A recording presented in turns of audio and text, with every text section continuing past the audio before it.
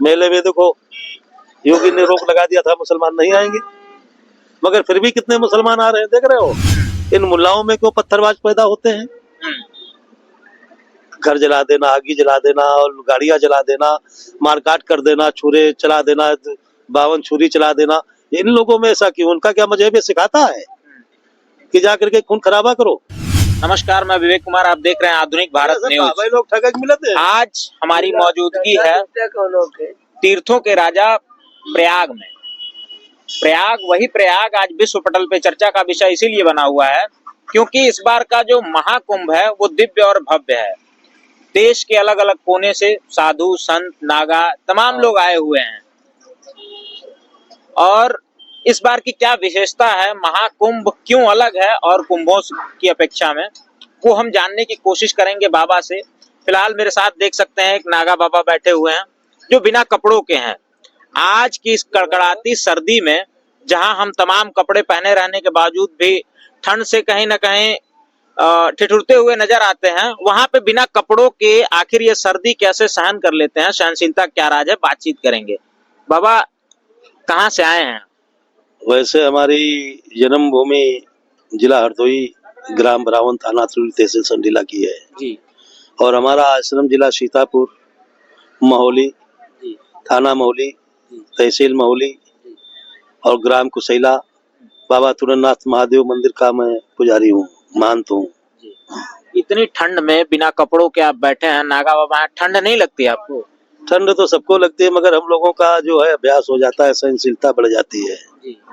ये जो हमारे धोना जल रहा है, इसकी शक्ति हमारे में समाहित होती है। आप लोगों की ऊर्जा जो है वो भी हमारे में समाहित होती है। ये रेते की भी ऊर्जा जो है ये भी हमारे में समाहित होती है।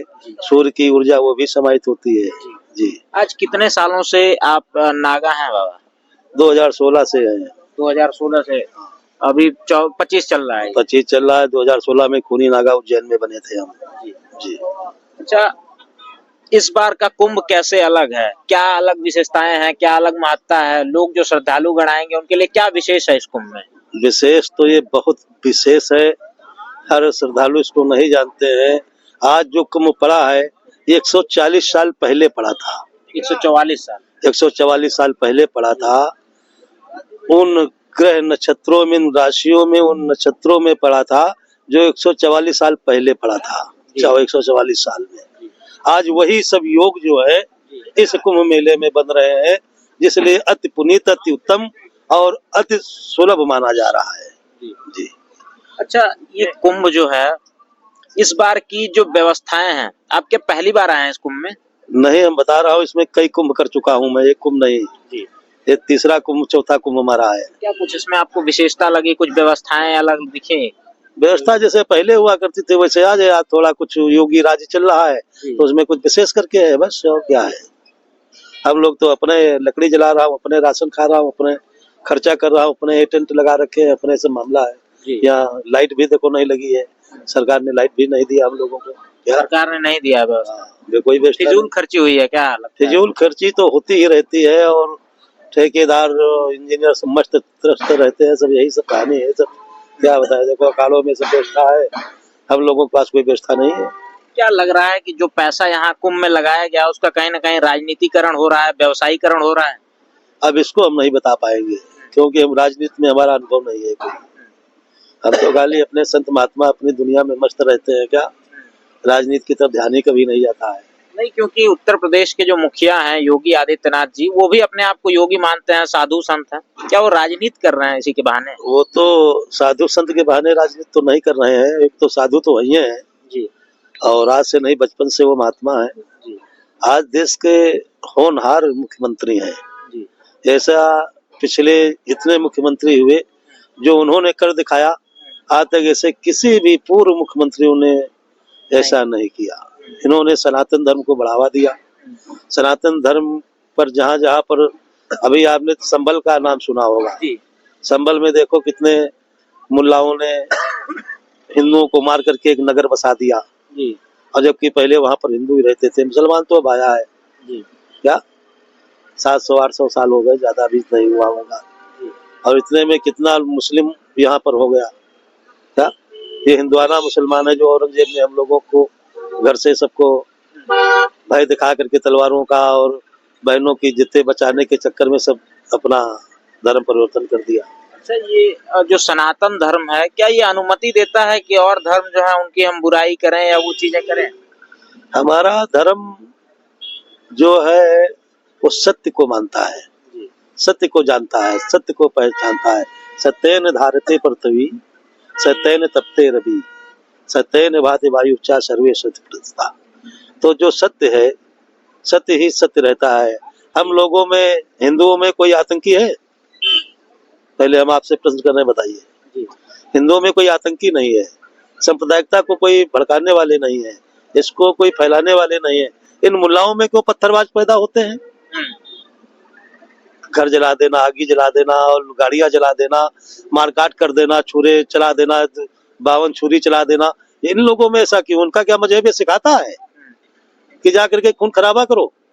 ये क्या उनके कुरान में लिखा है क्या? हमारे तो गीता में लिखा है, साधु नाम चा विनाशाय चा दुष्कृता, दुष्ट है उसको सजा देना चाहिए क्या? परित्राण साधु नाम चा विनाशाय चा दुष्कृता, दुष्ट है उसको सजा देना चाहिए, वो चाहे जिस संप्रदाय का हो। हमारे हिंदुओं में कोई आतंकी तो नहीं हुआ अभी तक। इस तरीके से तो आतंकी है, खून खराबा पर विश्वास करते हैं और मजहब को खराब करने की कोशिश करते हैं क्या? ये तो किसी अर्थ के ही नहीं है। और बाकी देखो, मुसलमान कोई नहीं विरोध करते हैं, जो बाहरी मुसलमान है वो विरोध करता है। बाहर से सब पैसा आता है हवाला के द्वारा, और यहाँ पर मौज से रह रहे, खा रहे, पी रहे, बाद में मौका लगता है बम मसाले उठा रख देते हैं, दुनिया उड़ी चली जाती है। उनको इसमें मजा आता है क्या? उनके कुरान में लिखा हुआ है कि हिंसा को करना? या किसी भी धर्म में लिखा है हिंसा को करना? क्या किसी भी धर्म में नहीं लिखा। तो सभी धर्मों का सम्मान करते हैं। मेले में देखो, योगी ने रोक लगा दिया था, मुसलमान नहीं आएंगे, मगर फिर भी कितने मुसलमान आ रहे हैं, देख रहे हो क्या? अच्छा, कुछ अखाड़ाओं ने भी आह्वान किया है कि इस बार मुस्लिम नहीं आएंगे कुंभ मेले में। लेकिन आ तो सभी रहे हैं। कोई रुक गया? हमारे कहने से रुक गया कोई? या सरकार किसी का आइडेंटिटी कार्ड देख देख करके यहाँ मेले माने दे रही है? सभी आ रहे हैं, सब ये धर्म का संस्था सबको बना हुआ है। भाई, मुसलमान जो अपने गाँव में रह रहे हैं वो तो हिंदू मुसलमान तो हैं क्या? इसीलिए देश नहीं छोड़ रहे हैं, बाकी तो हिंदुस्तान है। कोई हिंदू तो मस्जिद में नहीं जाता, फिर मुस्लिम क्या करने आ रहे हैं? क्योंकि ये पर्व जो है, महाकुंभ जो है, तो हिंदुओं का त्योहार है, हिंदुओं का पर्व है। पर्व हिंदुओं का है जी, लेकिन एक कहावत कही जाती है, ईद रहे, बकरीद रहे और रहे रोजा, एक पर्व हिंदू का परिका घर घर मांगिन को जा। तो ये पर्व है, महापर्व है। पर्वों में भी महापर्व है क्या? महापर्व। पर्व तो सभी होते हैं, लेकिन महापर्व कोई नहीं होता। ये कुंभ जो है ये महापर्व के रूप में मनाया जाता है। तो इसमें हर एक आदमी को आने की छूट है, आ सकते हैं, लेकिन सांप्रदायिकता फैलाने पर रोक है। सांप्रदायिकता को नष्ट करने वाले, सनातन पर हमारे कुठार करने वाले लोगों को यहाँ पर मनाही की गई है, बाकी और किसी को मनाही नहीं है। अच्छा, जो श्रद्धालु आ रहे हैं उन्हें क्या आप कहना चाहेंगे? किस तरह से ये कुंभ जो है इस बार का विशेष है? स्नान करने से किस तरह की किस चीज की प्राप्ति होगी? स्नान करने से तो एक फल की प्राप्ति होती है, बाकी कोई प्राप्ति हमने नहीं सुना जी। लेकिन लिखा गया है, तीर्थ गए ते एक फल, संत मिले फल चारी, सदगुरु मिले अनेक फल, कहे कबीर विचारी। क्या? गंगा नहाने से एक ही फल की प्राप्ति होती है, तो संत मिले फलचारी। जब हमारे जैसे या आप जैसे कोई महात्मा यहाँ मिलते हैं, उनके पास उठे बैठे आशीर्वाद लिया, 4 फलों की प्राप्ति आपको तुरंत हो जाती है। कौन कौन सा महाराज जी? अब आप समझिए 4 कौन से? एक तो आपको आशीर्वाद मिला, दूसरा हम ज्ञान मिला, तीसरा आपको प्रसाद मिला। इस तरीके से 4 ये है क्या? आपको हमारा मार्गदर्शन हुआ क्या? तो ये 4 फलों की प्राप्ति हुई। साधु क्या आप में आई? आया नहीं आया? आप आए तो पहले हमसे आशीर्वाद ही तो लिया जी, तो हमने आपको आशीर्वाद ही तो दिया। एक फल हो गया, दूसरा मेरे साथ बैठ के सत्संग किया, दूसरा फल हो गया, तीसरा कुछ राम नाम की चर्चा हुई, ये फल हो गया क्या? इस तरीके से ये 4 फलों की प्राप्ति तुरंत हो जाती है। अगर हमारे भी गुरुओं के भी महागुरु कोई पीर फकीर मिल जाए तो अनेक फल, जिसकी कोई तुलना नहीं की जा सकती है। इसलिए ये जो यहाँ पर श्रद्धालु लोग आ रहे हैं, संतों के दर्शन करें, अपने भाग्य को आजमाएं और 4 फलों की प्राप्ति करें। गंगा जो है दर्शन से ही मुक्ति है, स्नान करो न करो, गंगे तो दर्शनात् मुक्त, तो गंगे में सब ठीक है। और इस महाकुंभ का सभी हम अपने भक्तों से कहेंगे कि अपने मेले में आकर के ज्यादा से ज्यादा मात्रा में पधार करके इस सनातन धर्म को आगे बढ़ाएं और सनातन धर्म की रक्षा करते रहें, सनातन धर्म टूटे न दे। हम लोग सनातन धर्म के लिए एक होना पड़ेगा, हमको जातियों में नहीं बंटना होगा, हिंदुओं के लिए लड़ना होगा।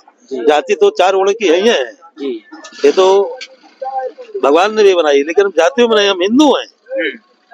जाति से हमारा क्या लेना देना।